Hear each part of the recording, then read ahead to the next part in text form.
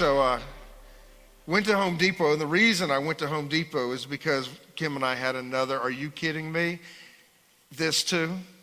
And what that was a faucet. It was a faucet that it was water coming out of it. I mean, like a lot. And I tried everything I could to get it turned off, and I couldn't get it turned off. I began to take it apart, and I began to, here's the deal. If you lean, Kim's sitting right there, and if you pass me, I don't think we smell too bad today, okay? I really don't. But the reason we don't, I thought we were going to, is the reason I thought, the only way I could get the water off is I went and had it turned off at the source, okay? So we had no water in our house, and I'm panicked. Last evening, in my bathroom going, we are not going to be able to shower or bathe in the morning. I'm supposed to go preach, and I'm saying things like, God, I'm supposed to preach. Don't you know that, Why are you letting this happen to us right now? This is what to go to, right? And so anyway, I walk out and I say, I'm going to Home Depot, and I could see Kim's face all crestfallen, like, oh no, it's going to get worse, And so anyway, I get in the car and I'm praying as I go to Home Depot, like, please show me what to do.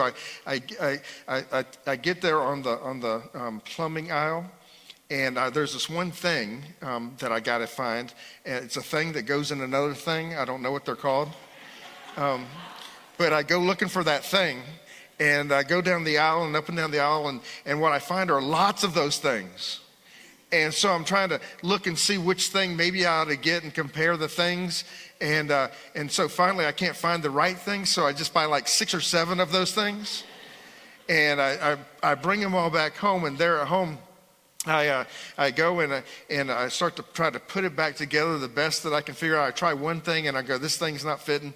And I try another thing, and wait a second now, that fits down in there a little bit. And then I try to put it all back together, and I tell Kim, I said, all right, you stand here and you watch.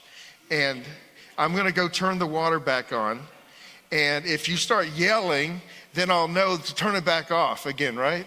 And so I go downstairs to the basement. I slowly turn it back on. I hear the water come back into the pipes, and I don't hear any yelling. I don't hear any screaming.